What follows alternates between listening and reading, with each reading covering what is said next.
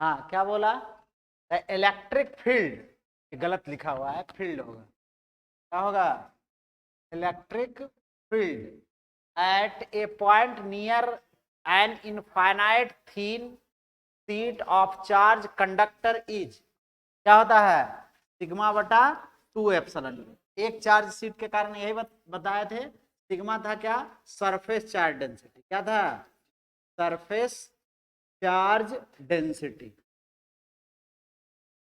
और एप्सिलॉन क्या था, permittivity constant of vacuum, permittivity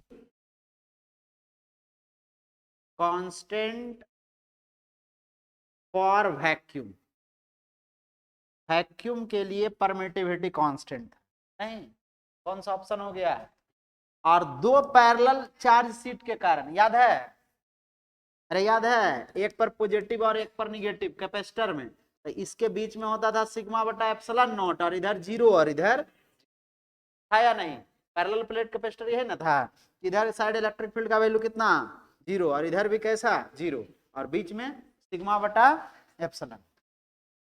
doubt, next क्या है, इसमें हम जैसा देख रहे थे कि न्यूमेरिकल की कुछ संख्या ज्यादा है, नहीं है या नहीं, और ऐसा क्वेश्चन सामान्यतः क्या माना जाता है, एवरेज विद्यार्थी के लिए थोड़ा कठिन माना जाता है, तो जो अच्छा है उसके लिए तो और आसान है, नहीं, two capacitor of capacitance is equal to C1 is equal to 2 microfarad and 4 connected in series. Potential difference 1200 volt is applied. The potential difference across two. दो गो है, कैसा है, सीरीज में, कैसा है, और इसको जोड़ दिया गया किससे, एक बैटरी से, एक है ये कितना का, 4 माइक्रोफराड का, और ये 2 माइक्रोफराड, ये 4 माइक्रोफराड, और इसको जोड़ दिया गया एक बैटरी के टर्मिनल से जो कि 1200 वोल्ट का, तो आपको बताना है कि इसके क्रॉस पोटेंशियल डिफरेंस क्या हो।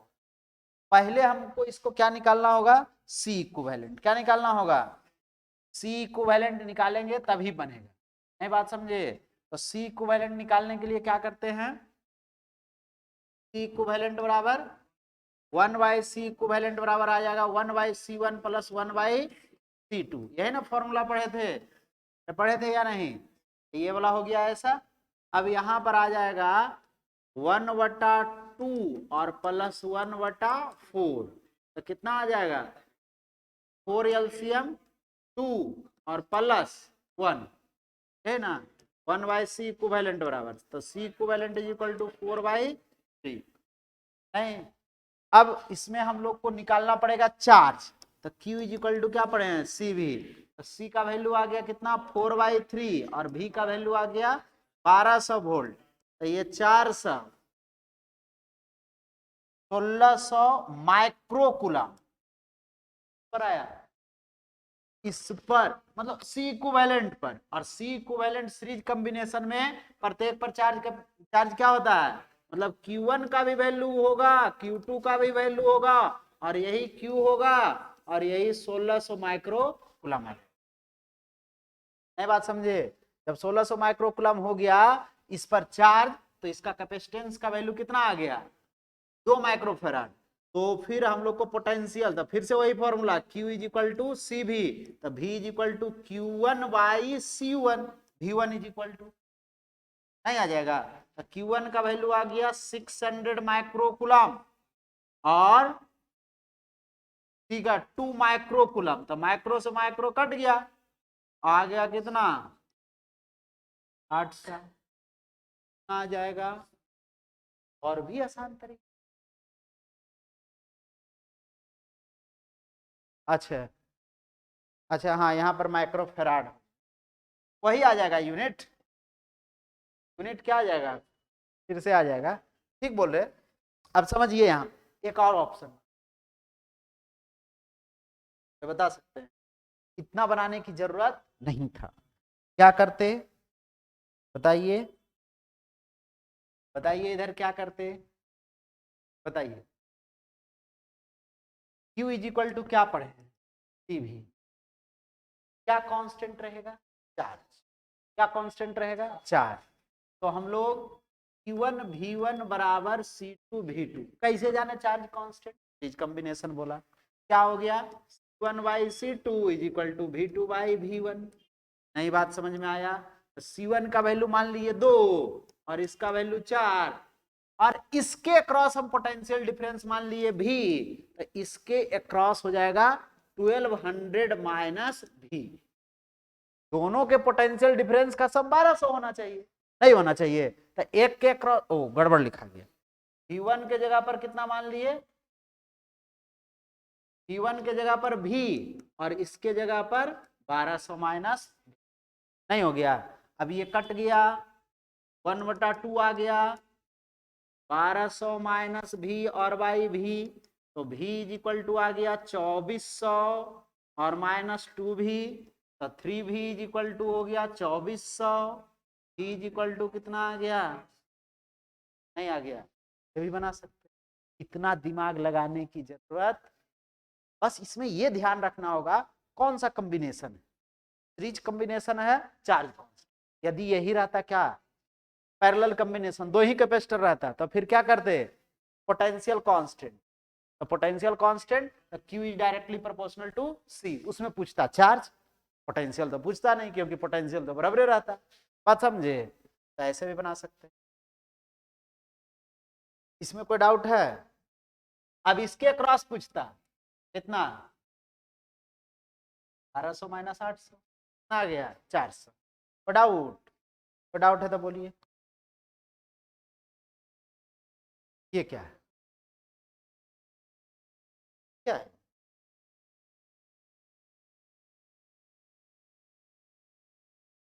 क्या बोल रहा है? In figure net force on capital Q is 0, then value of Q बटा Q। नहीं बात समझे? एक Q पर फोर्स का वैल्यू कैसा दिखा लीजिए? 0। इस पर फोर्स का वैल्यू कैसा दिखाइए? तो इसके कारण पहले सब फोर्स दिखा लीजिए। कौन कौन सा फोर्स? इसके कारण इधर मान लिए force on capital Q due to small, इधर force on due to small Q, और इसके कारण force on capital Q due to capital. नहीं हो गया? कोई दिक्कत? अच्छा यहां पर स्मॉल हो गया। अब क्या करेंगे? पहले इस दोनों को जोड़ लो 90 डिग्री पर, तो F वेक्टर फॉर्म में सब है, लिखने की तो ऐसे जरूरत है नहीं सब, और प्लस क्या चीज? सबसे पहली बात, इसको गलती से भी ऐसा नहीं करिएगा कि दोनों सेम तो दो, नहीं दोनों को जोड़ेंगे तो कैसा लिख सकते हैं? सबसे पहला बात कि ये लिखना क्यों गलत है? वेक्टर है, तो वेक्टर में क्या करेंगे? अंडर रूट ऑफ इसका मैग्नीट्यूड लिखेंगे तो क्या आ जाएगा? K Q इंटू Q और बाई R स्क्वायर, और प्लस इसका होल स्क्वायर भी, नहीं K Q Q by R square plus, नहीं हो जाएगा? A square under root of A square plus B square, तो कितना आ जाएगा? √2 आ जाएगा K Q square Q by R square. Root से ये कॉमन ले लिए, बाहर निकल गया, √2 बच गया, पर इतना फोर्स आ गया इस दोनों के। अब इस दोनों फोर्स के कारण जो फोर्स आया इस डायरेक्शन में, जो इसको रहना चाहिए इस डायरेक्शन में, तब ना जीरो होगा। या इसको इसके साथ जोड़ दीजिए, नेट फोर्स कैसा कर दीजिए? जीरो। कैसा कर दीजिए? Net force zero. कैसे करेंगे? तो ये आ गया, मान लिया हम इसका नाम दे दिए F1। अब नेट फोर्स निकालना है कौन कौन सा? F1 वेक्टर और प्लस FQ वेक्टर का समेशन कैसा आना चाहिए? नहीं बात समझे? तो जीरो आने के लिए F1 का वैल्यू आ गया √2 Q into Q by R square, और प्लस इसका वैल्यू K Q स्क्वायर और बाई √2 का 2R का होल स्क्वायर। कैसे? ये वाला कितना दूरी हो जाएगा? √2 या √2R, नहीं हो जाएगा? होगा या नहीं? और मान लिए दोनों के बीच का कोण कैसा है, 0 डिग्री। इधर ही होगा दोनों का रिपल्सिव फोर्स, ये F1 आ जाएगा, तो दोनों के बीच का कोण 0 डिग्री, और 0 डिग्री पर जोड़ने के लिए ज्यादा सोचना नहीं है, स्केलर सम कर देंगे। अब कैपिटल क्यू और स्मॉल क्यू का रेशियो पूछ रहा है, तो वो किधर √2 Q Q by R square minus K Q square by 2 R square. R square से आर स्क्वायर गया, क्यू से क्यू गया, और के इधर भी होगा, इधर भी होगा के, ये के से ओ वहां वाला के नहीं जाएगा, ये के से ये के गया। अब बचा क्या क्या, जरा देख बचा क्या क्या, देखिए तो यहाँ √2 बचा, क्यू बचा, इधर कुछ नहीं बचा, इधर क्या बचा, माइनस क्या का वैल्यू पूछा है, का वैल्यू पूछा था, का वैल्यू कैपिटल क्यू बटा स्मॉल क्यू, कैपिटल क्यू बटा, तो इसको इधर ले चल जा। अच्छा इधर 2 भी बचा हुआ है, ठीक ठीक ठीक, बढ़ाइए जाएगा, इधर 2 भी है, यहाँ पर 2, इसको इधर ले आइए, कैपिटल क्यू बटा स्मॉल क्यू माइनस 2 कौन सा ऑप्शन आ,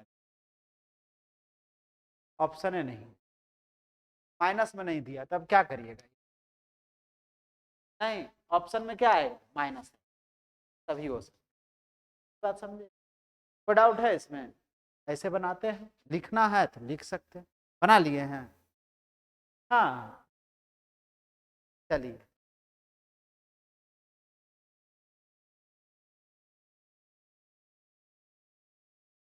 हम कैसे कह दें कि हाँ अपने मन से कि इधर लगेगा, 0 करना है फोर्स, ठीक है, आपका कहना भी ठीक है कि इसको अट्रैक्टिव फोर्स तभी होगा 0, यही ना आपको कहना है,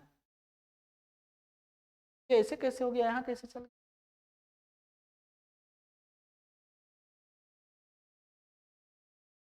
ओहो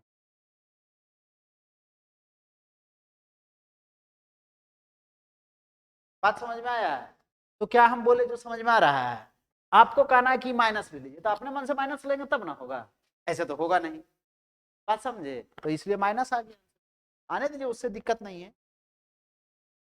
चलिए नेक्स्ट क्वेश्चन पर आइए, लिख लिए, लिखना है लिखिए,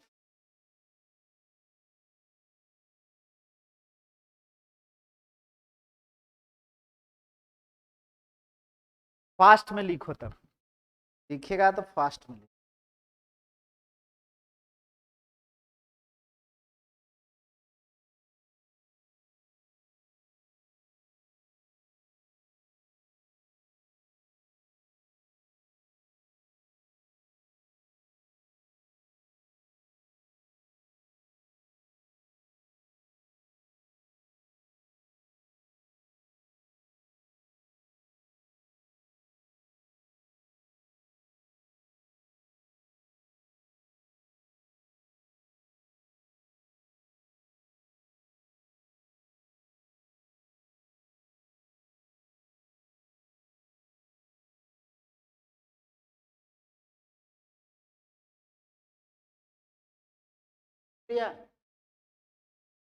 लिखो लिखो आराम से लिखो, कोई दिक्कत नहीं।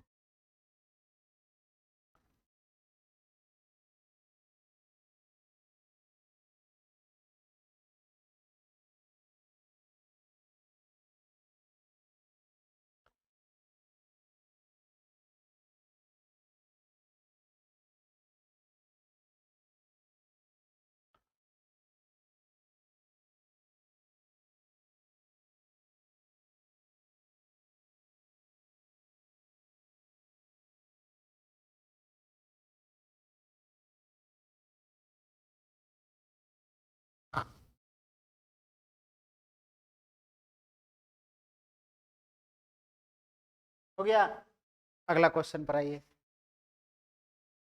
क्या है, हैं? When a body charge its mass, तो जब चार्ज करते हैं तो क्या होता है उसका द्रव्य, होना क्या चाहिए, इंक्रीज भी कर सकता है डिक्रीज भी कर सकता है, लेकिन वो मास क्या रहता है, बॉडी, बॉडी के सामने चार्ज का मास, कोई भी ऑब्जेक्ट के सामने मास ऑफ इलेक्ट्रॉन क्या होगा, बहुत कम। एक्चुअल में दो वस्तु को जब आवेशित करते हैं तो क्या होता है, इस वस्तु से निकलकर इलेक्ट्रॉन इस वस्तु जाता है, यही ना होता है। एक वस्तु से इलेक्ट्रॉन निकला, दूसरे वस्तु में गया, तो जहां से इलेक्ट्रॉन गया तो इलेक्ट्रॉन के मास के बराबर मास भी ट्रांसफर हुआ होगा, इतना तो मास गया ही होगा। तो जो पॉजिटिव चार्ज हो रहा होगा उस पर मास इतना से डिक्रीज करते जाएगा, लेकिन ये मास है कितना, बात समझे। रिमेन सेम भी लिख सकते हैं, ये भी लिख सकते हैं, लेकिन ज्यादा अप्रोप्रिएट आंसर क्या है, बात समझे। एकदम कह देता कि नहीं माइक्रोस्कोपिक लेवल पर देख रहे हैं तब क्या होगा, तब ये वाला, बात समझे। ऐसे कुछ नहीं बोल रहा है तो हम लोग क्या मारेंगे, रिमेन्स कौन, बात समझे। कहता नहीं एकदम छोटे पैमाने पर देखने पर मास क्या हो, तो फिर हो सकता है घट भी सकता है और बढ़ भी सकता है। जो पॉजिटिव चार्ज हो रहा होगा उसका मास थोड़ा सा घटेगा, और जो निगेटिव चार्ज हो रहा होगा उसका मास, यदि कोई कहता माइक्रोस्कोपिक लेवल पर निगेटिव चार्ज डेवलप हो रहा है तो इसका मतलब मास उसका स्लाइटली बढ़ा होगा, बहुत कम, नहीं के बराबर, लेकिन इलेक्ट्रॉन के मास के बराबर बढ़ा होगा। ये बात समझ में आया या नहीं, ये बात समझे। अभी हमको मारना है तो क्या मारेंगे, सी, क्या मारेंगे, सी। नेक्स्ट क्या है, electric potential due to a small electric dipole at a distance r from the center of dipole is proportional to, electric potential पूछ रहा है, क्या बताया गया था बताइए। किसी भी पॉइंट, ये दूरी r है, आया था क्या फॉर्मूला आया था यहाँ पर पोटेंशियल का, क्या लिखे थे, यहां से लिखे थे ये वाला दूरी, बोलो बोलो बोलो जल्दी, v बराबर, यहां पर लिखा जाएगा प्लस, ये प्लस क्यू माइनस क्यू, तो के क्यू बाई, यहां से जोड़े थे इसमें, ये वाला दूरी में आर था, आर प्लस ये A cos theta, A R plus A cos theta, नहीं हो गया था, और minus K Q by R minus A cos theta, नहीं हो गया। इसको दोनों का एलसीएम लेते थे, क्या आ जाता था, के क्यू आर स्क्वायर, ये के क्यू आर और बटा R square minus a square cos square theta. नहीं, जब नेग्लेक्ट करते थे तो क्या इन्वर्सली प्रोपोर्शनल आ जाएगा, क्या आ जाएगा, क्या ना आएगा जी। पोटेंशियल का वैल्यू पूछ रहा है, पोटेंशियल, इलेक्ट्रिक पोटेंशियल, ठीक है, क्या आ जाएगा। पॉइंट चार्ज के कारण पोटेंशियल का वैल्यू कैसा होता है वो भी देखकर बना सकते हैं, v बराबर के क्यू बाई आर, बात समझे। कोई दिक्कत है, दिक्कत है तो बोलो। नेक्स्ट क्वेश्चन क्या मार रहे थे, आर स्क्वायर, 1/r स्क्वायर होगा, हाँ,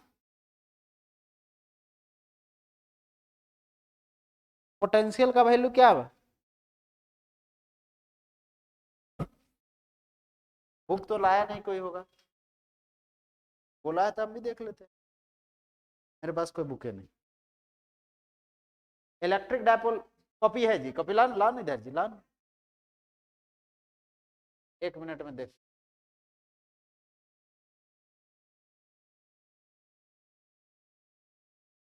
अच्छा यही,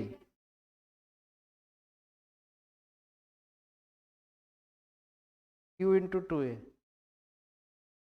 अच्छा ए वाला ऊपर में बच गया, तब तो ठीक, क्या हो जाएगा आर स्क्वायर, मैं बात समझे। यहाँ पर एक कॉस ए वाला बच रहा है टर्म, क्या बच रहा है, ये वाला ऊपर में ए वाला बच रहा है, तो कटेगा नहीं, तो क्या हो जाएगा, तो इसको नहीं मारिएगा, पोटेंशियल में ये वाला ठीक था, बात समझे, क्या हो जाएगा 1/r स्क्वायर।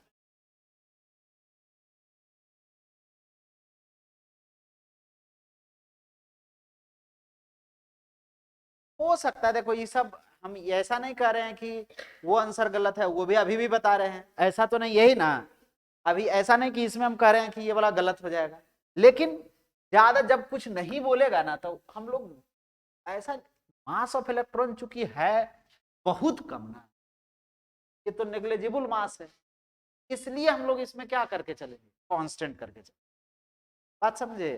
ठीक है, उस समय हम बताएंगे, यदि उसमें एक शब्द लिख देता बहुत छोटे पैमाने पर देखने पर तब तो फिर ये ऑप्शन देते ही नहीं।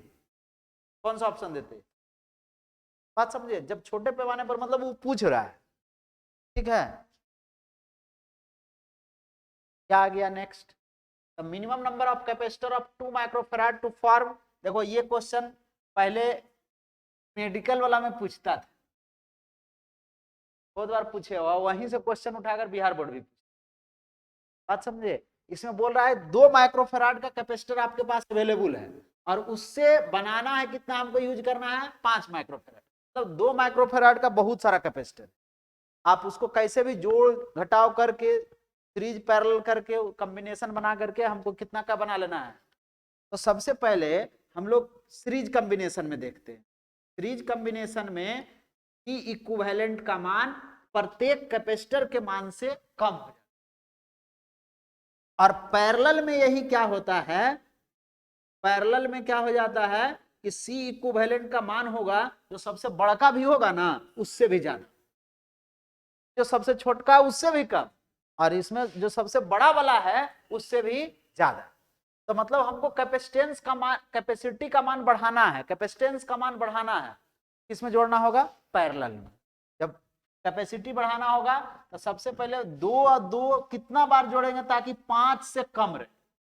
2 माइक्रोफैराड वाला जोड़ेंगे 2 गो को पैरेलल में, पहले किसमें जोड़ लेंगे? 2 गो को पैरेलल में हम जोड़ लिए, एक को और एक को, इस दोनों को किसमें जोड़ लिए। अब इसका सी इक्विवेलेंट निकालेंगे, क्या हो जाएगा? C1 plus C2।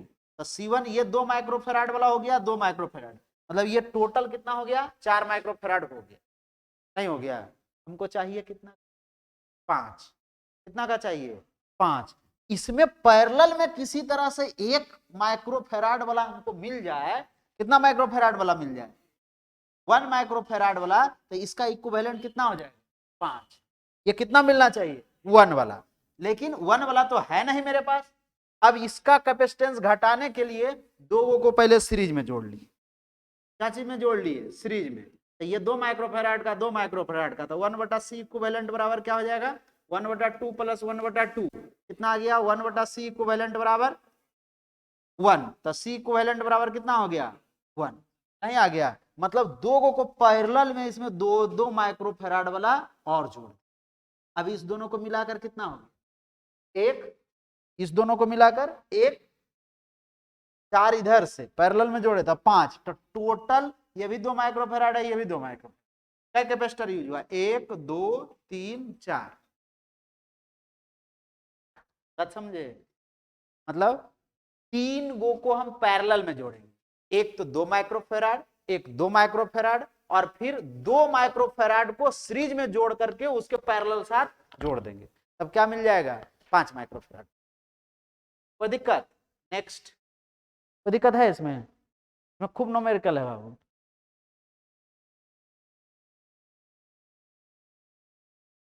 अब अनुमान लगाइए।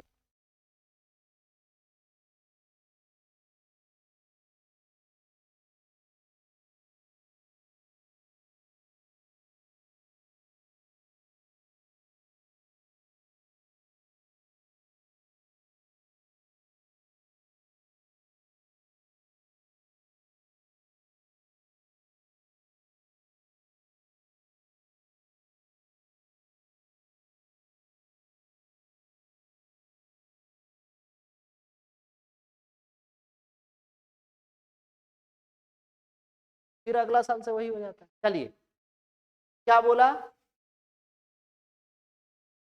The specific resistance of conductor increases with increase. Specific resistance मतलब रेसिस्टिविटी इंक्रीज करता है, यही ना करता है, किसके बढ़ने या घटने से। तो रेसिस्टिविटी सबसे पहले R इज इक्वल टू, जो फॉर्मूला पढ़े थे, रो L बाई ए, तो रो बराबर RA/L, इस तीनों पर निर्भर नहीं करता है। नहीं, अब ये तीनों यदि है कहीं पर, जैसे क्रॉस सेक्शनल एरिया है, लेंथ है, और इसमें क्रॉस सेक्शनल एरिया है, ये वाला नहीं होगा, ये वाला नहीं होगा, तो बचा बात समझे। अब रेसिस्टिविटी का टेम्परेचर से रिलेशन बताए थे, rho T is equal to rho not 1 plus alpha delta T. नहीं, और इसी के अकॉर्डिंग रेसिस्टेंस बदलता था, चूंकि डायरेक्टली प्रोपोर्शनल था, तो R T is equal to R not 1 plus alpha delta T. नहीं, बात समझे, ये रेसिस्टिविटी ही बदलता है, जिसके कारण रेसिस्टेंस उसके साथ डायरेक्टली प्रोपोर्शनल का संबंध रखता है। ये क्या हो गया, रेसिस्टेंस भी बदल गया, नहीं हो गया, लिख लिए।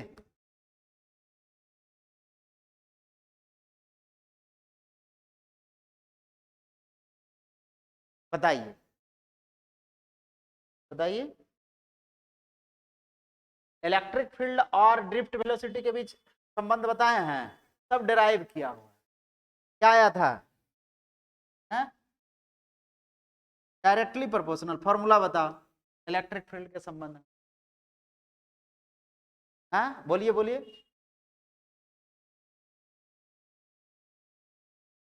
टाउ और इनटू मास ऑफ इलेक्ट्रॉन।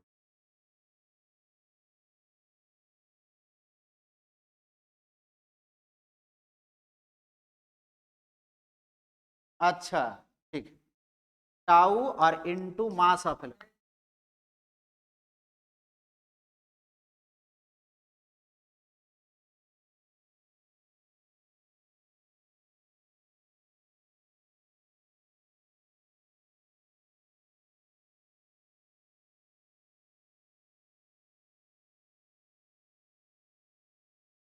अच्छा ये था, क्या हो गया, डायरेक्टली प्रोपोर्शनल।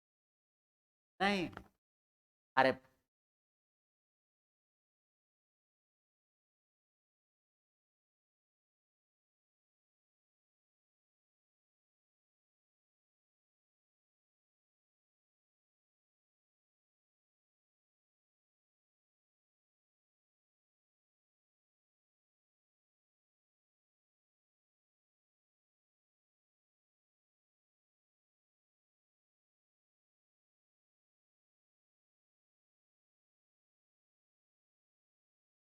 है,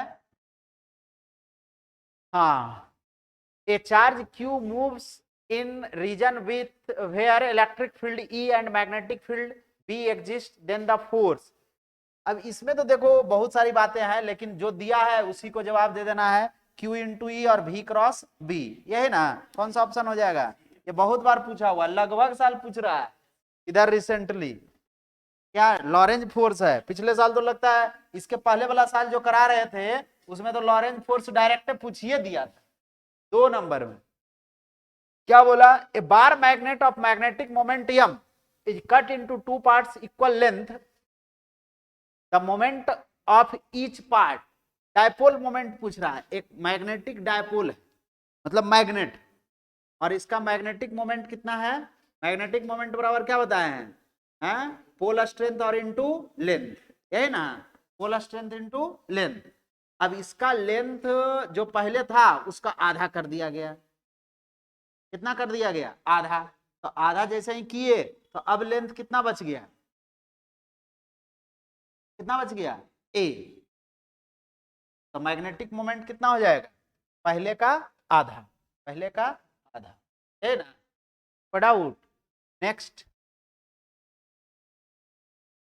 बताइए, क्या है, द डायमेंशनल फॉर्मूला ऑफ इतना इज इक्वल टू, ये क्या है बताइए तो, electric field energy density, electric field energy density, और पढ़े थे।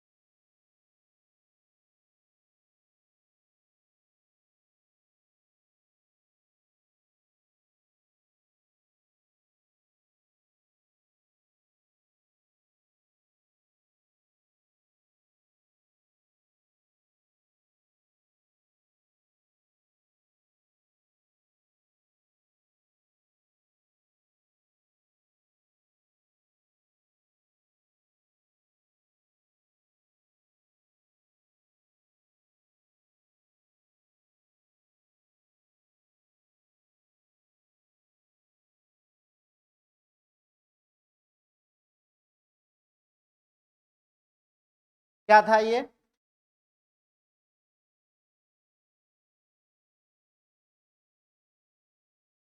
कैसे आ गया?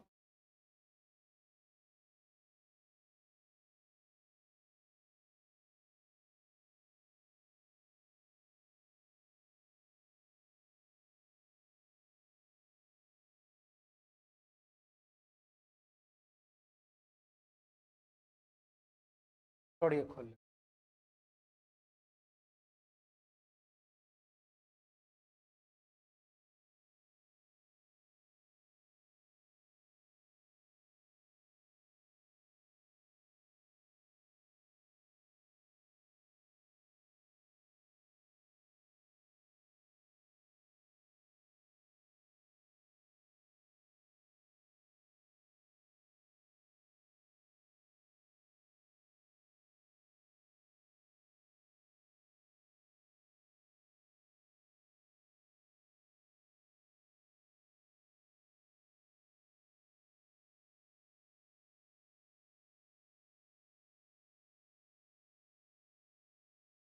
अब नहीं करेंगे बैक। ये क्या हो गया? यहाँ देखिए, ये क्या था? Electric field energy density. क्या था? Electric field energy density. अब इसमें मैग्नेटिक फील्ड एनर्जी डेंसिटी कौन सा है? ये कौन सा है? Magnetic field energy density. Magnetic field energy density, बात समझे? और जब ये मैग्नेटिक फील्ड है, दोनों का यूनिट कैसा रहेगा? समान रहेगा। तो कौन सा ऑप्शन हो जाएगा? बात समझ में आया? नेक्स्ट हो गया। ये क्या है question? The circular coil of radius r carrying current I, the magnetic field at the center is B, at what distance from the center on its axis, on the axis of the coil, magnetic field B by ना B by yellow से ठीक रहेगा? पर भी आ जाएगा yellow.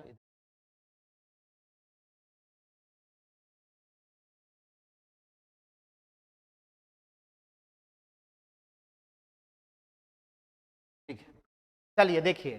तो क्या बोला? एक्सिस है, एक कॉइल है जिसका रेडियस कितना है? आर है। का रेडियस क्या है? आर है। इसके एक्सिस पर, इसके सेंटर पर मैग्नेटिक फील्ड बी है। तो बताइए कितना दूरी पर मैग्नेटिक फील्ड का वैल्यू बी बाई 8 रहा है। क्वेश्चन पहले समझ में आ गया? किसी कॉइल के सेंटर पर मैग्नेटिक फील्ड का वैल्यू बी है, तो इसके एक्सिस पर सेंटर से कितना दूरी पर मैग्नेटिक फील्ड का वैल्यू कितना हो जाएगा? B by 8। तो सबसे पहले आपको एक्सिस पर मैग्नेटिक फील्ड का वैल्यू इसमें पता होना चाहिए। कितना था? म्यू नॉट बटा 4 पाई आई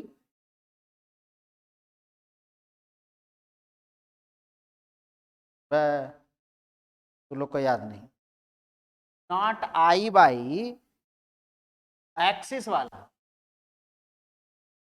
not I to a square by, हाँ, a square plus x square का इसका पावर बाई 2, ऊपर में ये नहीं हो, है ना? अब इससे निकालिए तो सेंटर पर तो आ जाएगा कितना? सेंटर पर पहले एक्स का वैल्यू 0 निकाल के रखिए, तो mu not I A square और बाई यहाँ 0 रखेंगे, आ जाएगा पावर कितना? 3, तो 2a। और इसी का वैल्यू दिया हुआ है कितना? b। अब हमको चाहिए कहां पर, कितना दूरी पर वैल्यू हो जाए, कितना ये वाला हो जाए। तो यहां पर रखेंगे वैल्यू, इधर हटा लेते हैं इसको थोड़ा सा, ये आ जाएगा कितना बोलिए? एक्स का वैल्यू निकालना है, बी के जगह पर रख दीजिए म्यू नॉट, अच्छा आई, और ये आ जाएगा ए क्यू, ये कट जाएगा, यहां पर बच जाएगा ए, तो म्यू नॉट ये वाला हो गया ए क्यू, यहां पर बच जाएगा ए, और यहां पर आ जाएगा, इसको रख दीजिए, तो mu naught I by 2a by 8, यही ना होना चाहिए है?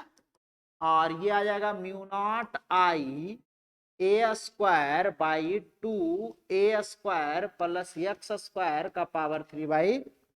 अब इसमें जो कटता है काट दीजिए, 2 से 2 कट गया, नहीं कट गया। अब ये आ जाएगा कितना, क्रॉस मल्टीप्लाई करिएगा, 8a³ is equal to a² plus x² का पावर 3/2। इसको इधर ले आओ तो पावर पलट जाएगा, नहीं पावर पलट जाएगा, तो 8a³ का पावर ऐसा 2/3 बराबर a² प्लस x²। तो ये 3 से 3 कट जाएगा, ये बच जाएगा कितना 2 और इसका whole square is equal to a² plus x²।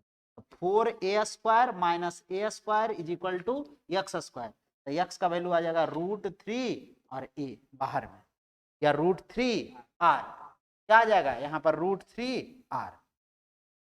नहीं आ गया तो बनाएंगे, ये फॉर्मूला याद रहना चाहिए, मैं बात समझे।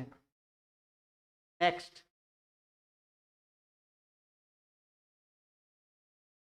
क्या है, magnetic dipole moment is a vector quantity directed from, magnetic dipole moment जैसे माइनस चार्ज से क्या होता था, -q से +q, तो साउथ से नॉर्थ, कौन सा हो गया, साउथ से नॉर्थ, नहीं हो गया।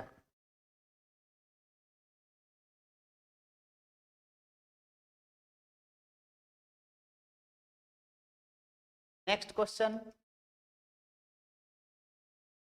a wire of magnetic dipole moment m and length l bent into a shape of semicircular circle of radius r।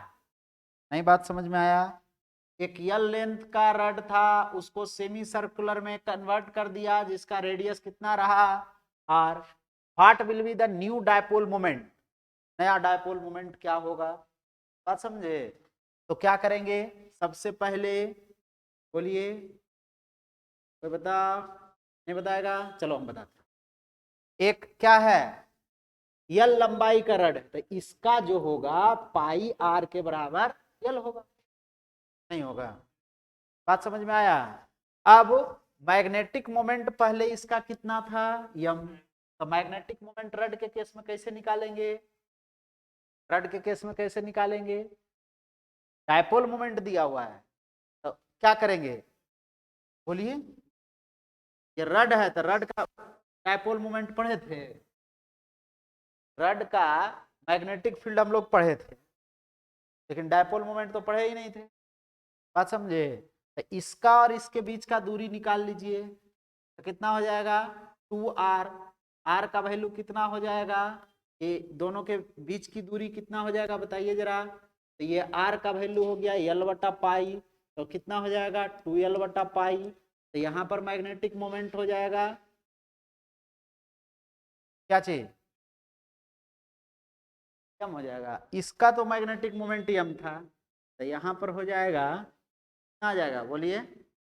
अब इस दोनों के बीच करंट इनटू इफेक्टिव एरिया होता है, या फिर पोल स्ट्रेंथ इनटू लेंथ होता है, ये ना, ये दो फॉर्मूला होता है। रड के केस में लगाएंगे तो क्या लगाएंगे,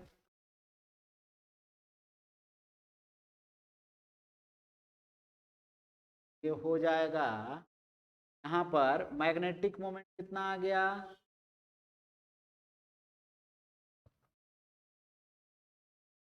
पहले वाले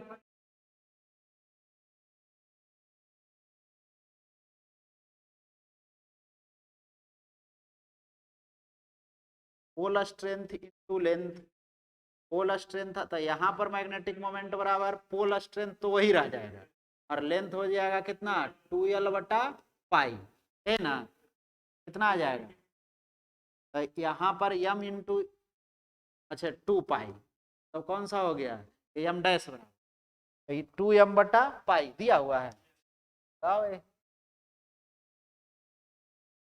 बनाइए, चलिए बात समझ में आया कैसे कैसे किए। पहले इसका हम लोग कर लिए, क्या क्या कर लिए, एक रड मान लिए, इसका मैग्नेटिक मोमेंट कितना है m और लेंथ कितना था l, तो मैग्नेटिक मोमेंट बराबर क्या पढ़े थे हैं m pole strength into length, ये हो गया। अब इसका भी वही लगा है, पोल स्ट्रेंथ इंटू लेंथ, यहाँ से यहाँ तक की दूरी 2 पाई बाय ए 2l बटा पाई, तो पोल स्ट्रेंथ तो वही रह गया और यल का वैल्यू हो गया 2l बाई पाई। तो क्या कितना आ गया, ये एम डैश बराबर आ गया, ये एम इंटू यल का वैल्यू रख दिए एम, कैपिटल एम। नहीं बात समझे। नेक्स्ट क्या है, बोला in a closed circuit of resistance 10 watt, the link flux varies with time according to इतना at t, हाँ 10 ओम होगा, वाट लिखा हुआ है, हम वही सोचे। बात समझ में आ गया, यहाँ पर ओम लिखा हुआ है, इसी में क्या लिखा हुआ है, ओम लिखा हुआ है, ये भी क्या हो जाएगा ओम। तो आपको बताना है क्या चीज, t is equal to 0.25 second पर करंट का मान। तो पहले तो आपको हम लोग को क्या निकालना होगा, फाई का वैल्यू, डी फाई बटा डी टी। यहाँ माइनस साइन का कोई विशेष जरूरत नहीं है, का डिफ्रेंसिएशन कर देंगे 6t square minus 5t plus 1, नहीं का डिफ्रेंसिएशन टाइम के रिस्पेक्ट में तो आ जाएगा 12t माइनस 5, ये आ गया जाई का वैल्यू, मतलब ईएमएफ आ गया। अब ईएमएफ कहाँ पर निकाल लेना है, इक्वल टू 0.25 पर, 0.25 का वैल्यू रख दीजिए इसमें, तो 12 और इंटू 0.25, तो 25 और दूना 50 और 25 और 5 30, मतलब 3 और माइनस 8 5, तो -2 करंट के ये पोटेंशियल डिफरेंस कुछ विशेष बात है नहीं, पोटेंशियल डिफरेंस पॉजिटिव होता है, करंट को भी हम लोग क्या ले लेंगे पॉजिटिव, नहीं तो माइनस लगा लीजिए, सब अपने आप माइनस क्या हो जाएगा, खत्म हो जाएगा। नहीं भी लगाइएगा तो कोई दिक्कत नहीं है। ये कितना आ गया 2 वोल्ट, करंट का मान पूछ रहा था, I is equal to V upon R, तो वी का वैल्यू आ गया 2 वोल्ट और बटा 10 कितना आ गया 0.2, कौन सा ऑप्शन हो जाएगा, अच्छा बी नंबर, नहीं हो गया, ऐसे बनाते हैं, हो गया, खूब न्यूमेरिकल दिया। चलिए इसमें बताना है, क्या बताना है, AC circuit the current and potential are, दिया हुआ है करंट का equation I is equal to 5 cos omega t और ही इज इक्वल टू, मतलब जाई is equal to 200 sine omega t, नहीं पावर लॉस भी इज इक्वल टू, पहले दोनों के बीच का फेज डिफरेंस देख लेते हैं, तो कॉस और साइन के बीच का फेज डिफरेंस π/2 होता है, तो पावर बराबर पढ़े हैं जाई और इंटू आई कॉस 5, जाई आरएमएस इंटू आई आरएमएस तो कॉस 5, जैसे 90 डिग्री रखेंगे तो कैसा ऑप्शन आ जाएगा, नहीं आ जाएगा। बात समझिए, कैसे जाने, साइन और कॉस के बीच का फेज डिफरेंस कितना π/2, आई और जाई के बीच का कोण कितना है π/2, इसलिए कैसा हो जाएगा 0। Next, the energy of an electromagnetic radiation is 13.2 kilo electron volt, this radiation is related to given region spectrum, पूछेगा, बात समझे, कुछ है नहीं, आपको क्या करना है वेवलेंथ निकाल, क्या निकालना है वेवलेंथ, एनर्जी का वैल्यू दिया हुआ है, क्या चीज का वैल्यू दिया हुआ है, एनर्जी का वैल्यू दे रखा है, एनर्जी बराबर कितना दिया हुआ है 13.2 किलो इलेक्ट्रॉन वोल्ट, किलो को बदल दिए कितना इलेक्ट्रॉन वोल्ट।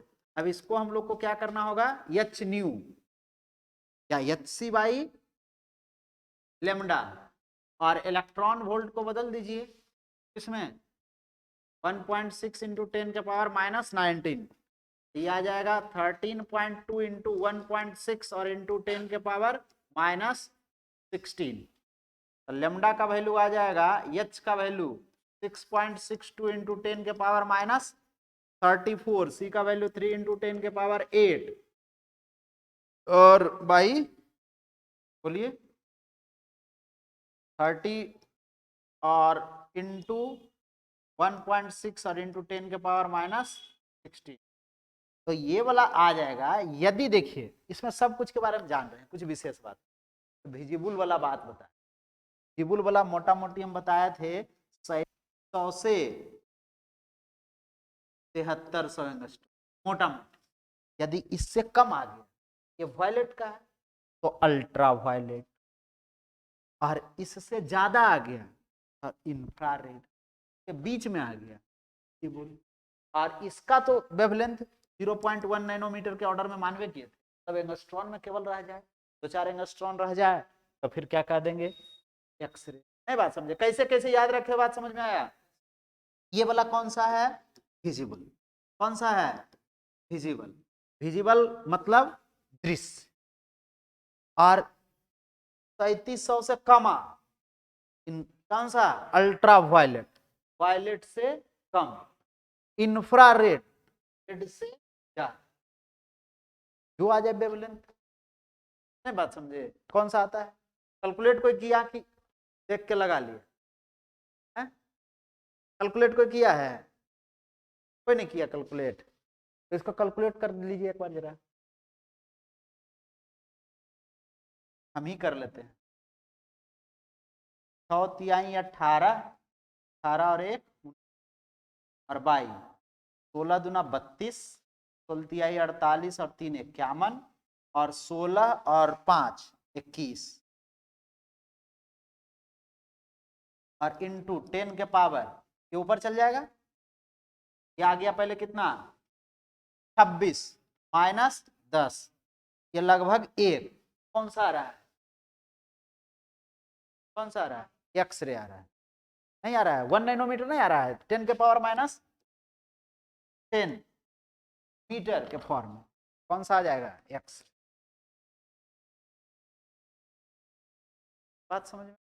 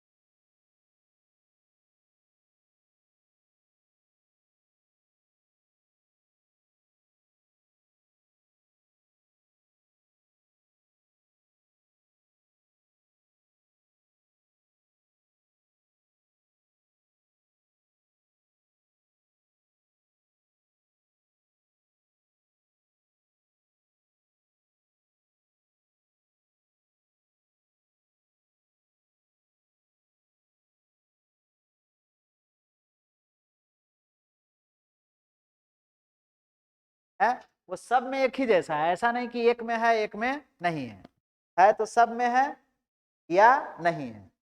बात समझे। नेक्स्ट, अच्छा ये वाला हो गया ना। नेक्स्ट में हाइपरमेट्रोपिया को दूर करने के लिए कौन सा, मतलब दूरदृष्टि दोष, दूरदृष्टि दोष के लिए क्या चाहिए, कॉन्वेक्स लेंस। दूरदृष्टि दोष को दूर करने के लिए कॉन्वेक्स लेंस नहीं। नेक्स्ट क्या है, which of the following phenomena taken place when A monochromatic light incident on A prism. मतलब कौन सा घटना होता है जब मोनोक्रोमैटिक लाइट, मतलब एक वर्णी प्रकाश, क्या चीज, एक वर्णी मतलब जिसमें एक ही कलर है। बात समझे। तो कौन सी घटना होता है, तो सभी घटनाएं, कौन सा घटनाएं होगा, विचलन नहीं होगा, विचलन तो होना ही होना, इंटरफेरेंस नहीं होगा, होगा ही होगा, और डिस्पर्सन भी होगा। एक वर्णी का मतलब ये थोड़ी हुआ कि एक ही वेवलेंथ है, एक वर्णी, एक वर्णी का मतलब क्या चीज, जिसमें एक कलर, एक रंग, मोनोक्रोमैटिक। एक रंग, या तो आप कहिएगा एक वेवलेंथ होगा, तब पर भी इंटरफेरेंस में तो एक ही वेवलेंथ लेते, हाँ तब फिर डिस्पर्सन नहीं। डिस्पर्सन कब होता है, जब एक साथ बहुत सारा कलर रहेगा तो डिस्पर्सन होगा, डेविएशन तो फिर भी होगा। नहीं बात समझे। तो ये दोनों घटनाएं तो हर एक स्थिति में होना ही होना है, और ये तभी नहीं होगा जब लेमडा का वैल्यू केवल और केवल एक रहे, तब फिर वर्ण विक्षेपण क्या हो। वर्ण विक्षेपण कब होता है, तो बहुत सारा वेवलेंथ एक ही लाइट में मिलकर आता है, तब अलग अलग उसकी घटनाएं अलग अलग कर देता है। लेकिन यहां पर हो रहा है क्या चीज, कि एक वर्णी का मतलब एक कलर से लेना, एक कलर से लेंगे तो उसमें तो एक ही वेवलेंथ नहीं रहेगा। यदि एक वेवलेंथ वाला बोलता तब फिर ये दोनों घटनाएं होता, ये भी नहीं। बात समझे। तो अभी हम लोग क्या मारेंगे, डी, क्या मारेंगे, डी। एक वर्णी मतलब पहले समझ में आ गया, एक कलर वाला। Next, optical fibre communication is based on off following phenomena, is total internal reflection, और तो हाँ ए होगा। हम देख रहे थे या स्कैटरिंग नहीं होता है, रिफ्लेक्शन, रिफ्लेक्शन तो होता ही है, तो टोटल इंटरनल रिफ्लेक्शन, इंटरफेरेंस नहीं होता है, ये सब घटनाएं नहीं होता। हमको लगा कुछ और लिखा होगा तो ठीक है, ये सब घटनाएं नहीं होगा, टोटल इंटरनल रिफ्लेक्शन होगा। बात समझे। नेक्स्ट क्या दिया, the value of maximum amplitude due to interference. Maximum amplitude एक साइन में दिया हुआ है, एक कॉस में दिया हुआ है, बताइए। बात समझे। दो वेव है, दोनों के मिलने से मैक्सिमम एम्पलीट्यूड, तो दोनों के बीच का फेज डिफरेंस है, उससे कोई मतलब नहीं है, कितना हो जाएगा 5। नहीं, ए का वैल्यू हम लोग लिखे थे ना, under root of a1 square plus a2 square plus 2a1 a2 cos 5। नहीं, और यहाँ पर cos फाइव का मान साइन और cos के बीच अभी बताए थे फेज डिफरेंस कितना होता है, 5/2। तो ये वाला तो जीरो ही हो जाएगा, और यहाँ पर रख देंगे कितना, under root of 3 square plus 4 square मतलब √25 बराबर 5। नहीं, यहाँ पर फेज डिफरेंस पता चल गया, नहीं तो फेज डिफरेंस कुछ और रहता तो फिर उसका भी वैल्यू यहाँ पर रखते फाइव की जगह पर। नहीं, cos फाइव का मान रखे तो आ गया कितना, 90 डिग्री।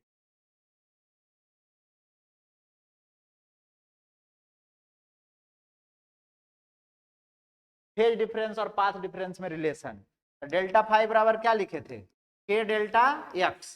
के डेल्टा का मतलब 2π/λ डेल्टा एक्स। नहीं, अब पूछ रहा है किसके बराबर, डेल्टा एक्स बराबर, तो डेल्टा, अच्छा डेल्टा फाइव बराबर ये है, डेल्टा एक्स बराबर क्या हो जाएगा, डेल्टा फाइव और इंटू लेमडा बटा 2π। नहीं, या इसी को केवल फाइव लिखिए, कौन सा हो जाएगा, 3 नंबर। नहीं, फेज डिफरेंस को केवल फाइव ही लिख सकते।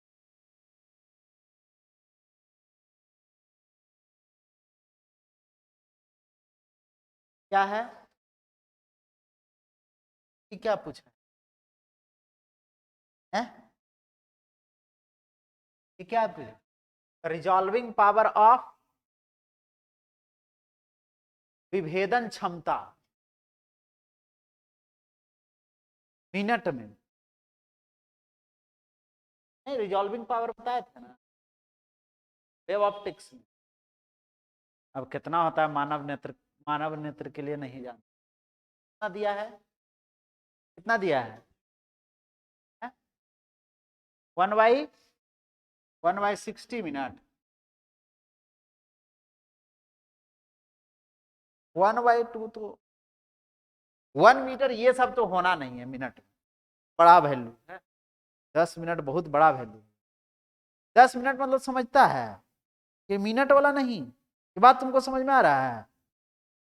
मिनट वाला क्या चीज, डिग्री ग्रेड डिग्री में नहीं होता है, मिनट सेकंड वो वाला बात समझे।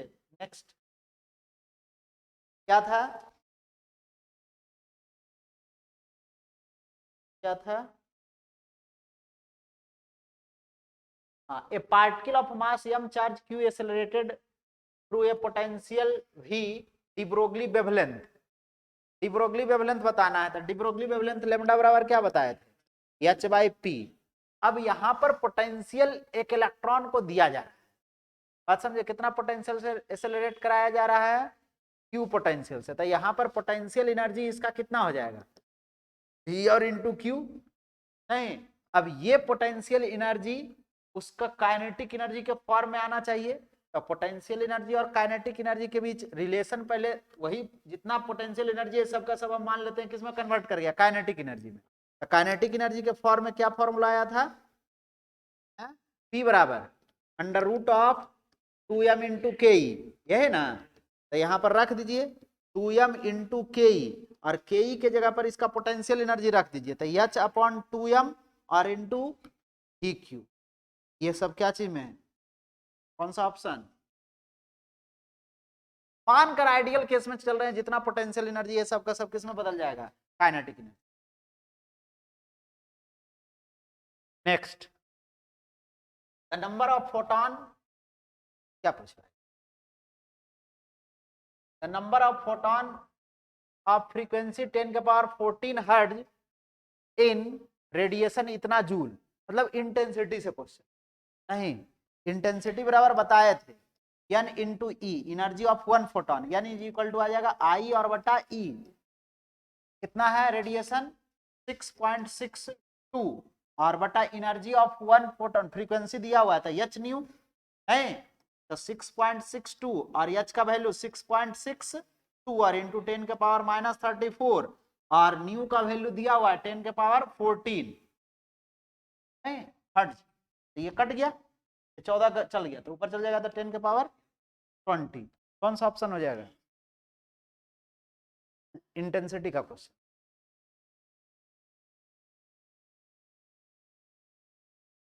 Next, minimum angular momentum of an electron in hydrogen atom will be. तो पढ़े थे Bohr's atomic model, Bohr's atomic model में क्या पढ़े हैं बताइए, हैं होता है क्या चीज, angular momentum M V R is equal to h/2 N H बटा 2 मिनिमम, तो यहाँ पर 1, ये एंगुलर मोमेंटम h/2। कौन सा ऑप्शन हो जाएगा, h/2 हो गया। नेक्स्ट क्या है, the atomic number and mass number of specimen are Z and A respectively, the number of neutrons in atom। अब बोलो बोलो A-Z, कौन सा ऑप्शन हो जाएगा, इतना आसान क्वेश्चन है। नेक्स्ट क्या है, the quantity which remains conserved in nuclear reaction, total charge and total mass number. क्या चाहिए, टोटल चार्ज, टोटल चार्ज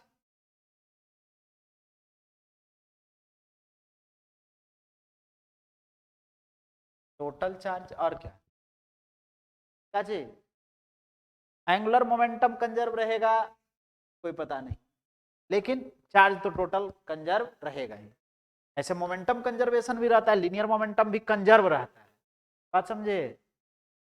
और तो एंगुलर मोमेंटम भी कंजर्व रहता होगा, रोटेशन, बात समझे। तो ऑल ऑफ दीज भी इसमें, लेकिन ऐसे चार्ज टोटल और मास नंबर कंजर्व रहता है, बात समझे। नंबर कंजर्व रहता है, लीनियर मोमेंटम भी कंजर्व रहेगा, और क्या चीज, एंगुलर मोमेंटम भी कंजर्व रहेगा, सब हो जाएगा। कौन सा ऑप्शन, ऑल ऑफ दीज। हाँ फैक्ट्स, बोलिए कौन सा, यही ना, फैक्सिमाई, तो लिखाया हुआ है। Next, semiconductor is pulled from T1 to T2, then resistance, ठंडा किया तो रेसिस्टेंस क्या होगा, बढ़ेगा, नहीं। नेक्स्ट क्या है, अल्फा बीटा का वैल्यू बताना है, ट्रांजिस्टर का क्वेश्चन। अल्फा बीटा का value, current, base current amplification factor alpha, नहीं है ना, नहीं बताए हैं, छोड़ दिए थे, तो ट्रांजिस्टर है, छोड़।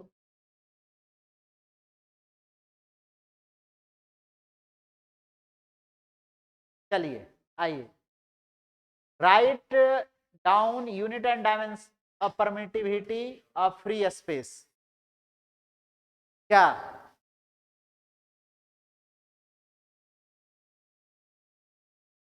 नहीं हो गया। अब ये गॉस थ्योरम के अनुसार टोटल इवेल्युएट इलेक्ट्रिक फ्लक्स, तो टोटल चार्ज जोड़ेंगे तो कैसा, zero, electric flux zero. Next, ये क्या है, ना बड़ा बड़ा आ जाता है। The side of an equilateral triangle 20 centimeter, two equal point charge 3 nanocoulomb are placed at two corner. What is the amount of work? ये क्वेश्चन बताया, नहीं बताया हुआ है क्वेश्चन, वहां तो 4 गो वाला कराया हुआ, नहीं कराए हैं। किसी रेक्टेंगल के की आयत के चारों या वर्ग के चारों कॉर्नर पर एक एक चार्ज पार्टिकल रखने में कितना वर्क डन होगा। यहाँ पर क्या बोला, यहाँ तो, और what will be the amount of work done being 1 coulomb 1 nanocoulomb test charge from infinity to third corner। यहाँ पर तो बहुत आसान बात बोल रहा है, बातों नहीं बोल, दो पर रखा हुआ है कितना, 3 नैनोकुलम, 3 नैनोकुलम का, और यहाँ पर 1 नैनोकुलम का लाना है, तो यहाँ पर क्या करना, आपको क्या करना है, पोटेंशियल एनर्जी निकालना है। तो यहाँ पर पहले पोटेंशियल देख लीजिए, इस दोनों के कारण कितना होगा, तो 2k क्यू और बाई आर, तो 2 9 इंटू 10 के पावर 9 और इंटू चार्ज 3 इंटू 10 के पावर 9 10 के पावर -9 और बटा आर कितना दिया हुआ 20 सेंटीमीटर, 20 और इंटू 10 के पावर -2, ये 2 से 2 तो कट गया, नहीं क्या गया, 9 तिया 27 और ये भी कट गया, ये चल जाएगा 10 के पावर 10, 270 वोल्ट, है ना, इतना आ जाएगा।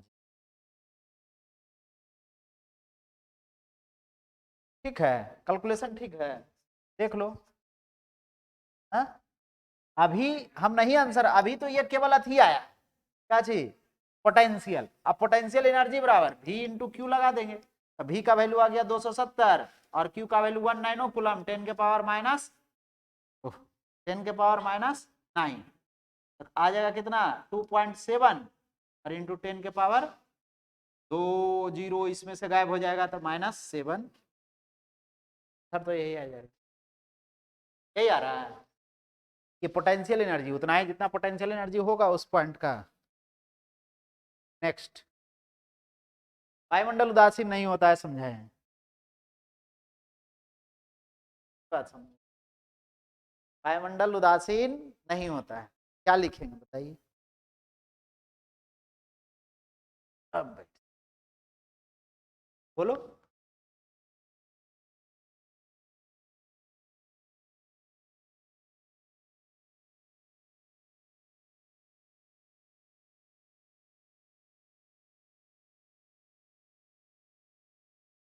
दिया होगा कौन सा, मुल्कन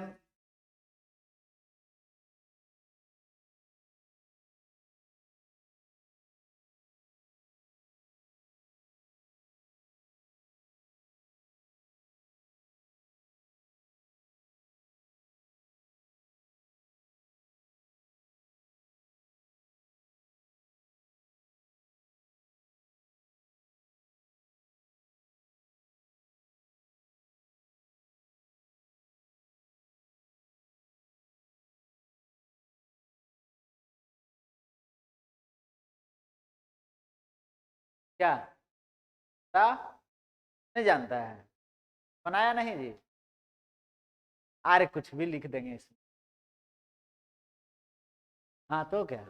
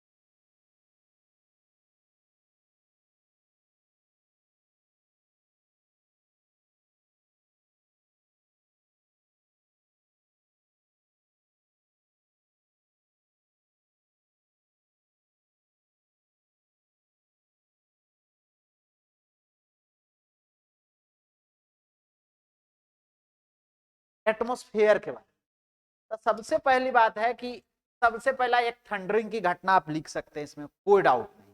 थंडरिंग का घटना मतलब समझते हैं कि जब चार्ज क्या होता है, दो बादल ग्रुप आपस में टकराता है तो दोनों आवेशित होकर एक का या दोनों का कुछ चार्ज पृथ्वी की ओर गिर जाता है।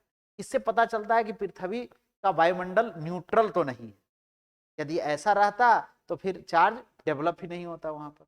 अब वहां से कुछ चार्ज पृथ्वी पर आ गया, इसका मतलब ये न्यूट्रल नहीं है। बात समझे, सबसे आसान घटना ये लिख लीजिए। बहुत सारे कारण है, एक कारण ये लिख, एक देखिए उसमें कॉस्मिक रे का, वो भी ठीक है, छोड़िए ना उतना बात, वो बात लिखा हुआ, लेकिन आप ये वाला बात लिखिए, कोई दिक्कत नहीं है। नेक्स्ट क्या बोला, इवेल्युएट ना है जी, क्या बोल रहा है, हिंदी भी नहीं है, क्या लिख रहा है, इवेल्युएट होगा। The capacitance of parallel plate capacitor having parallel plate 6 meter centimeter square separation 2 millimeter square millimeter, consider air between the plates as dielectric medium. If capacitor is connected to 200 volt power supplied, what will be the charge on each plate? मतलब charge निकालना है, पहले C का value निकालना पड़ेगा, epsilon not A upon D से, नहीं 8.85 10 के पावर -12, A का वैल्यू दिया हुआ है 6 सेंटीमीटर स्क्वायर, इसको मीटर में बदल लेंगे। पहले आप ऐसे नहीं बनाइएगा, पहले सब कुछ को लिखिएगा गिवन दैट गोल गोल, के बाद नहीं बात समझे, अरे सही बात बोल रहे हैं। डी का वैल्यू कितना आ गया 2 मिलीमीटर, मिलीमीटर को दिए किस में बदल, मीटर में, तो 10 के पावर -3, इसको काट दिए, ये आ गया कितना 3 ना हो गया जी, 5 तिहाई 15, 8 तिहाई 24 और 1 25, 24 और 2 26 और इंटू 10 के पावर -3 से -3 गया और इसमें से -1 जुट जाएगा तो -13, नहीं ये ना गया। अब ये आ गया, इतना वोल्ट से चार्ज किया जाता है तो चार्ज का वैल्यू निकालना है, तो Q इज इक्वल टू क्या हो जाएगा CV, तो कितना आ गया C का वैल्यू 16.55 इंटू 10 के पावर -13 और इंटू 200, तो 2 जीरो इसका गया और ये 26 दूना 52 और 1 53.1 हो जाएगा और इंटू 10 के पावर -11 कूलम, कूलम नहीं हो गया, बस ऐसे बनाएंगे। एक फॉर्मूला ये लगाएंगे, ये डी है, और एक फॉर्मूला ये लगा, हो गया, कोई दिक्कत, लिख लो लिख लो लिख लो, सबको यस आई यूनिट में पहले एकदम लिखेंगे अच्छा से, एकदम ऐसे, इवेन दैट, अरे सही बात बता रहे हैं, मजाक नहीं, एक प्लेट बना देंगे, सही बात बता रहे हैं, ये दोनों के बीच का डिस्टेंस ऐसे दिखाएंगे, केवल गिवन दैट में नहीं, और यहां डी का वैल्यू लिखेंगे 2 मिली। सीबीएसई बोर्ड वाला का एक परेशानी क्या रहता है, वो फिगर पर ध्यान नहीं, पहले ही डी इज इक्वल टू लिख, फिगर नहीं, तो फिगर भी लिखिएगा, और इसका एरिया दिखाइएगा कितना है 6 सेंटीमीटर स्क्वायर, और यहीं पर बदलेंगे 6 इंटू 10 के पावर -4 मीटर स्क्वायर, और इसमें एप्सिलॉन नॉट रख देंगे, जिसका वैल्यू यहीं पर लिख देंगे 8.8, ऐसे करके बनाएंगे, बात समझे, को देखते हैं यही बात, पहले कुछ नहीं, क्या है दिया हुआ वो लिख दीजिए डायरेक्ट, अब ऐसे लिखे पता नहीं ना चले किसका, बात समझे, ठीक है लिखना अच्छी बात है, लेकिन ये भी पता चले कि किसका लिख रहे हैं, ठीक है। चलिए नेक्स्ट क्वेश्चन, खूब इसमें न्यूमेरिकल पूछा, 4 12 ohm resistor are connected to parallel, 3 such combination are connected in series, the total resistance, पहले क्या क्या 12 गो को जोड़ दिया पैरेलल में, 12 ओम के 4 गो को जोड़ा पैरेलल में, तो पैरेलल में आर इक्विवेलेंट बराबर पढ़े थे 1/12 इंटू 4, नहीं हो जाएगा, तो आर इक्विवेलेंट बराबर कितना हो गया 3, अब ऐसा ऐसा कितना कॉम्बिनेशन को जोड़ रहा है 3 गो, तो 3 गो को जोड़ेगा, अब इसको एक कॉम्बिनेशन मान लीजिए, एक कॉम्बिनेशन मान लीजिए, तो फिर 3 और 3 और 3, नहीं तो कितना हो गया 9, नहीं हो गया, अब ऐसे नहीं बना दिया, हाँ रेसिस्टर ना है, बाद में सीरीज में ना जोड़ा जी, सीरीज, अच्छा ये वाला गड़बड़ हो गया है, 3 गो रेसिस्टर जोड़ेंगे, अब तो ठीक है ना, 3 और 3 और 3, तो आर इक्विवेलेंट बराबर कितना हो जाएगा 3 + 3 + 3, 9, बात समझे, ये वाला नहीं लिखेंगे, यही बोला बच्चा,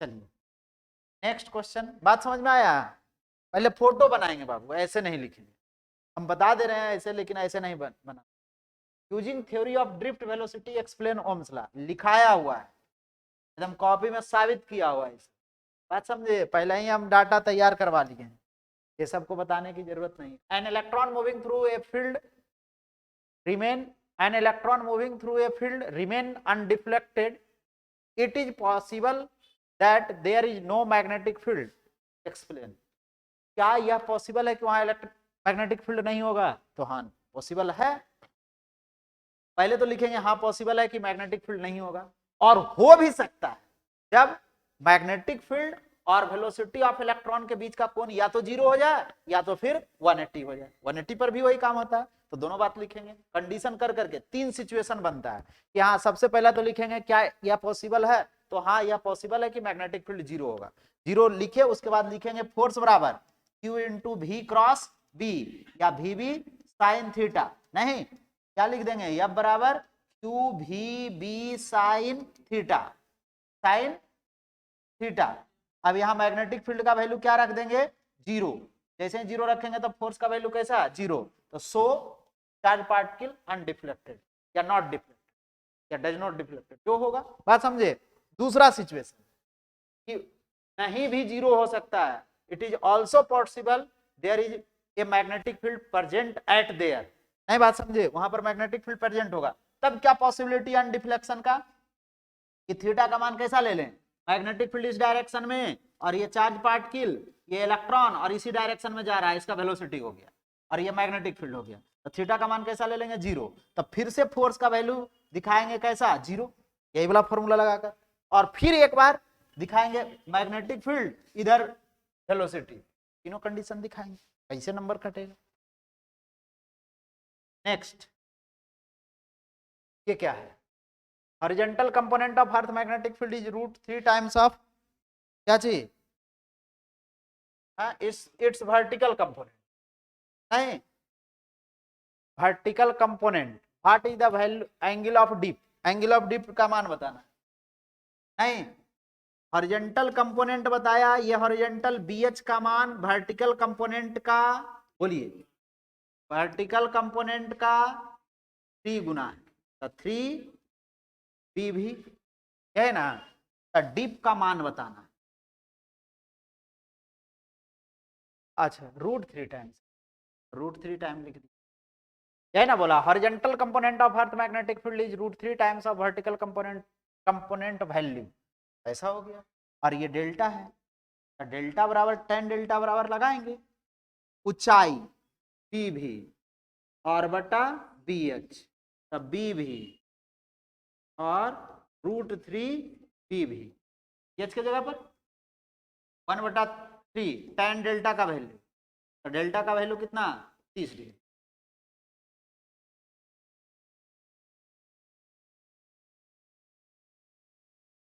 तो बताने की जरूरत नहीं है, ये भी बताने की जरूरत नहीं है।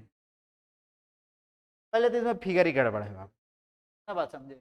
When a magnet is moved toward a suspended wire loop as shown in figure, evaluate the direction of induced current, ना बात समझे। सबसे पहले इस साइड से ना रहा है, तो साइड से आ रहा है तो इसके अकॉर्डिंग ऐसा फिगर, इसका एक्सिस दिखाना, नहीं बात समझे, तब ना हम दिखाएंगे। अब कौन सा बाहर, ये उधर पीछे से डाल रहा है कि आगे से इसे कर रहा है, पता चलेगा तब ना, बात समझे। पीछे से साउथ पोल को ला रहा है या आगे से साउथ पोल को ले जा रहा है, पता चल रहा है इसमें। इसमें आपको ऐसा क्वेश्चन, और यहाँ पर एक साइड, इधर साइड एक्सिस होना चाहिए। एक्सिस बना देने से हुआ कि ये साइड वाला अंदर है और इधर से साउथ पोल ला रहे हैं, तो इसमें साउथ पोल इंक्रीज कर रहा है ना, ला रहे हैं। साउथ पोल इंक्रीज करने के लिए करंट का डायरेक्शन कैसा होना चाहिए, नहीं, यही केवल एक्सिस चेंज कर देने से क्या हो जाएगा, एक्सिस इधर से और इधर से हम मैग्नेट को ला रहे हैं, ये साउथ पोल, तो साउथ पोल पीछे वाला में बढ़ रहा है, पीछे वाला में साउथ पोल पीछे वाला में बढ़ा, इधर ला रहे हैं, तब पीछे वाला में साउथ पोल बनेगा, तो इधर कौन सा पोल बन जाएगा, नॉर्थ, नहीं, तो करंट कैसा हो, हम दोनों सिचुएशन बता दी। और क्या बोल, ये फिगर जब भी होना चाहिए तो साइड व्यू से होना चाहिए, क्योंकि मैग्नेट कहां से आ रहा है, नहीं तो सामना सामने कुछ ठेठ में दिमाग इधर आ रहा है, इसी में बढ़ रहा है, पीछे से वाला भूल जाइए बात। इसमें साउथ पोल बढ़ा तो साउथ पोल बनेगा, पहले वाला सिचुएशन नहीं आ जाएगा।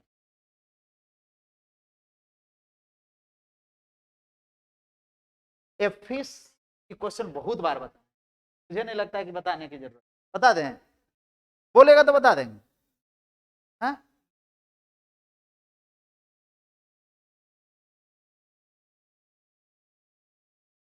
वेवलेंथ ज्यादा होता है, इसलिए इसका स्कैटरिंग कम होता है, ये भी बात लिखेंगे।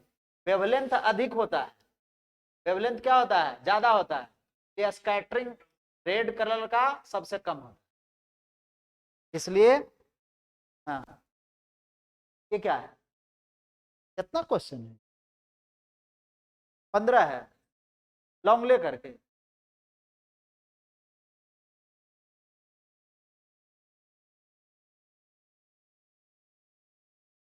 हाँ क्या बोला, a small pin is fixed on a table and it is viewed from a distance of 50 centimeter from above. A glass slab of thickness 15 centimeter is placed above the pin parallel to the surface of table, then image of this pin will be viewed at what height, draw a sketch.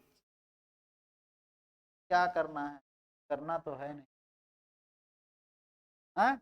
बताया हुआ है ही, ऐसा बोल रहा है, एक glass slab है और यहां पर है क्या चीज, और इसको सटा लो, यहां पर एक क्या है, पिन है, कहां पर इसका इमेज बने, आप ऐसा समझिए कि ये डेंसर मीडियम में ही एगो पिन है, इसका इमेज रे डायग्राम ऐसे बनाएंगे, ऐसे बनाएंगे, ऐसे बनाएंगे, नहीं ऐसे, ऐसे गया, ऐसे गया, ये यहाँ पर लाकर मिला दिए, यहाँ पर क्या हो गया, इमेज बन गया, नहीं बात, यहाँ से यहाँ तक की दूरी कितना, 10 सेंटीमीटर, आया नहीं। अब ये वाला क्या पूछ रहा है, पिन का प्रतिबिंब अब कितना ऊपर दिखाई देगा, कितना ऊपर, ऊपर ये वाला ओ आई का। तो क्या करेंगे, ये वाला कौन सा कोण था, आई था, ये कौन सा कोण था, आर था, ये वाला आर हो गया, ये भी आर हो गया, ये भी कैसा हो गया, आई। क्या लगा देंगे, स्नेल्स लॉ। तो ये आ जाएगा कैसा, इसका रिफ्रैक्टिव इंडेक्स दिया है 3/2 और इधर मान लेंगे 1। तो μ1 साइन आई मतलब 3/2 sine I is equal to μ2 1 sine R. Sine R को रख देते थे tan आर, याद है, tan आई, और इसको क्या चाहिए, tan आर। हो गया, बात बुझा गया, क्या हो गया बोलिए। अब आपको tan का वैल्यू रखते थे, यहाँ पर ए बी मान लेते थे, याद है, tan आई का वैल्यू 3/2 ए बी और बाई 15 डायरेक्ट नहीं, और ए बी और बाई ए आई नहीं, कोई दिक्कत, ए बी से भी गया, ए आई इज इक्वल टू कितना हो गया 10, मतलब यहां से यहां तक 10, तो ये कितना 5, ये तो बताना था।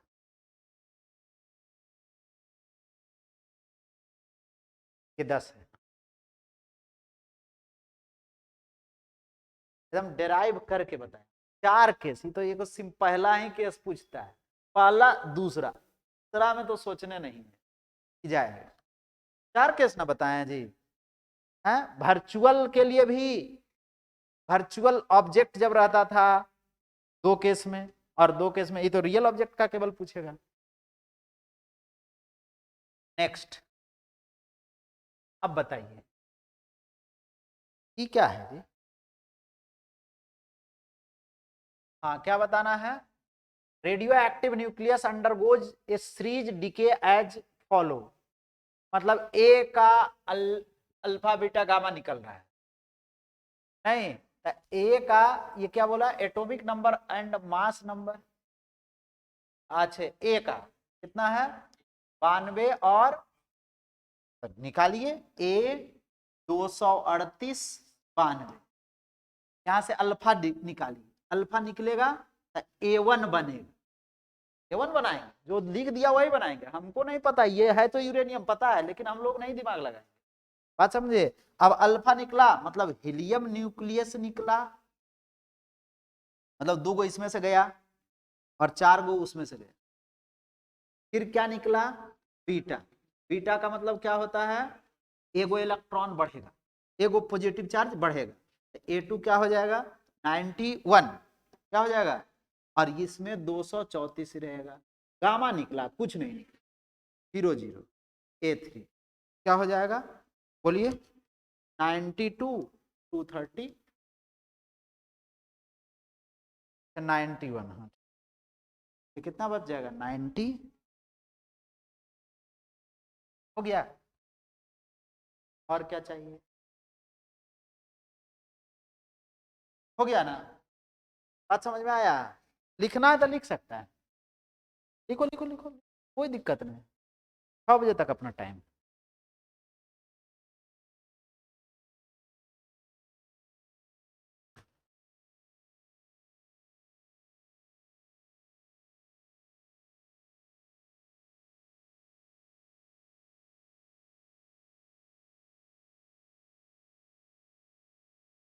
इसको ब्रैकेट में लिखिए, एगो को, दोनों तो एक ही चीज ना लिखा गया, यहाँ पर इसके या तो फिर बराबर लिखिए, क्या लिखिए के बराबर, ये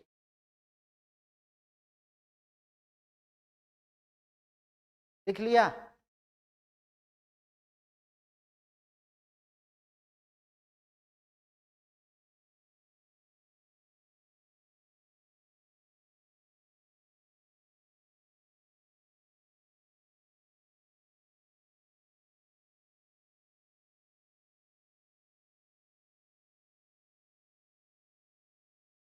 क्या बोला, draw circuit diagram explain working and full wave PN junction rectifier, बताना है। 2 गो पीएन जंक्शन डायोड यूज करते थे, एक ऊपर एक नीचे, और बीच से कॉमन निकालते थे, क्या आ गया defined capacitance of capacitor, derive expression for energy between the plates, parallel plate, so that the energy density, सब बात बताया। में एक भी बात ऐसा नहीं है। देखो ये सब क्वेश्चन हो गया है क्या, छोटा छोटा क्वेश्चन कई को मिलाकर एक बड़ा कर लिया। नहीं, पहले क्या पूछा, कैपेसिटेंस क्या है, डिराइव एनर्जी स्टोर क्या है, फिर सो इतना दिखाना है, तो मतलब नहीं समझे, छोटा छोटा 2-3 को क्वेश्चन को मिला दिया। एक का जवाब दीजिएगा 1 नंबर मिलेगा, दूसरा का जवाब दीजिएगा 2 नंबर मिलेगा। बात समझे, ये भी एक फायदा है, छोटा छोटा क्वेश्चन 3 को है, एक पार्ट भी जान रहे तो एक दिए जवाब, उसका नंबर मिल जाएगा। इसमें आता था लिखा हुआ 1 + 2 + 2,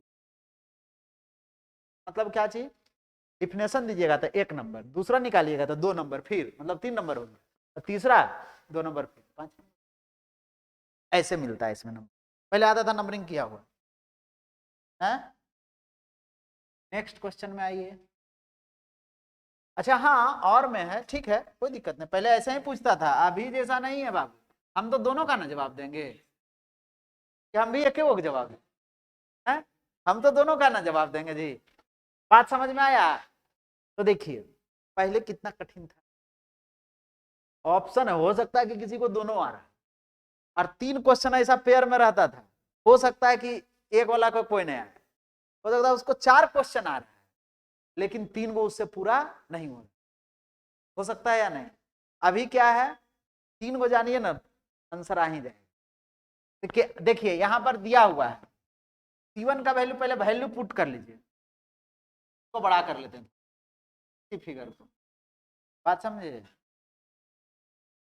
इसको क्या कर लिए, देखिए यहां पर C1 C2 सब का 4-4 माइक्रोफेराड है, इसका भी वैल्यू 4, इसका भी वैल्यू 4, इसका भी वैल्यू 4, और इसका C2 का वैल्यू 4, C2 का 10 है और इसका कितना है 4 है। अब ये बैलेंस हीट स्टोन ब्रिज का इससे तुलना करिए, ये कैसा है ना, ऐसा वाला है जो हीट स्टोन ब्रिज पढ़े थे, ऐसा कैपेसिटर, ऐसा ऐसा,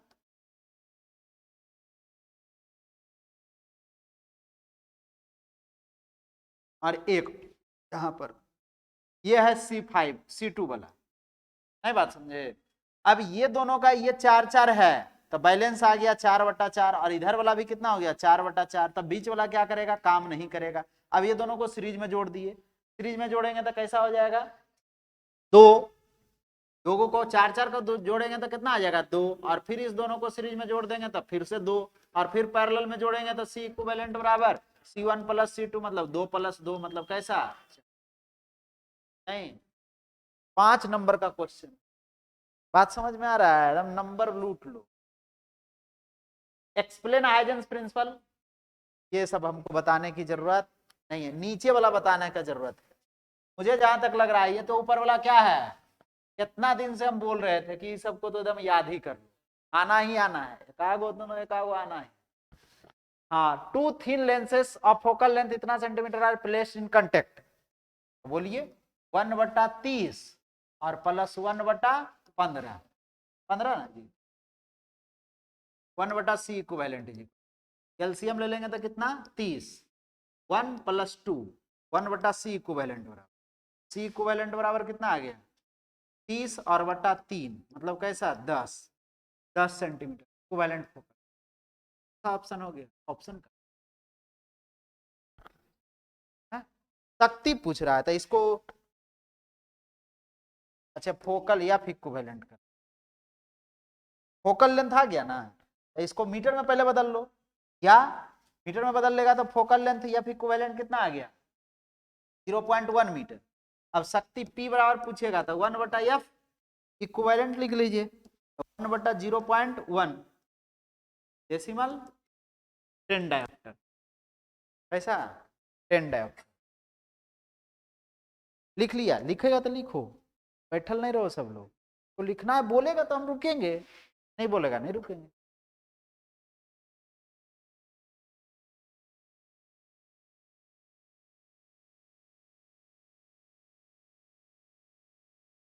अब क्या क्वेश्चन बचे, एगो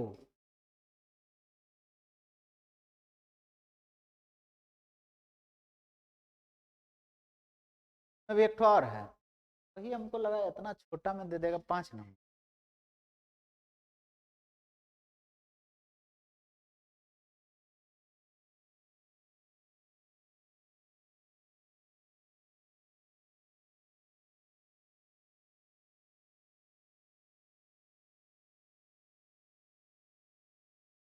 एक दिन और है ना इस सप्ताह में, 17 का करके आ जाइए। 17 है ना, कल तो नहीं होगा फिजिक्स, परसों है। परसों कै बजे से?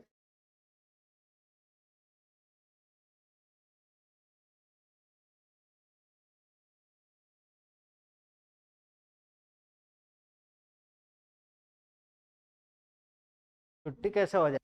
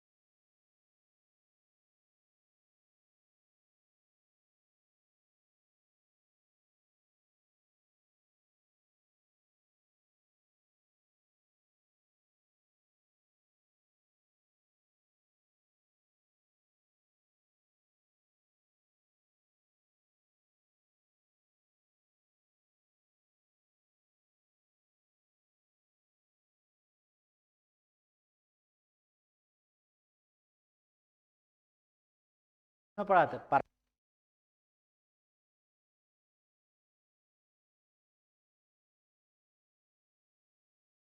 लिख लिए? नेक्स्ट।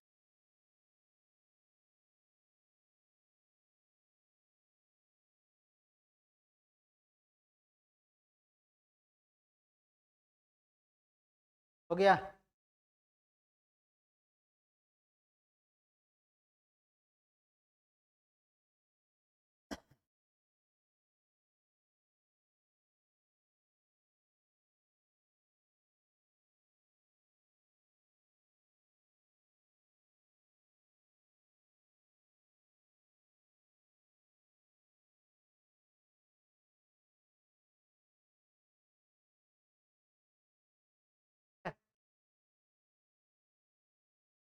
नेक्स्ट, ये क्या कह रहा है?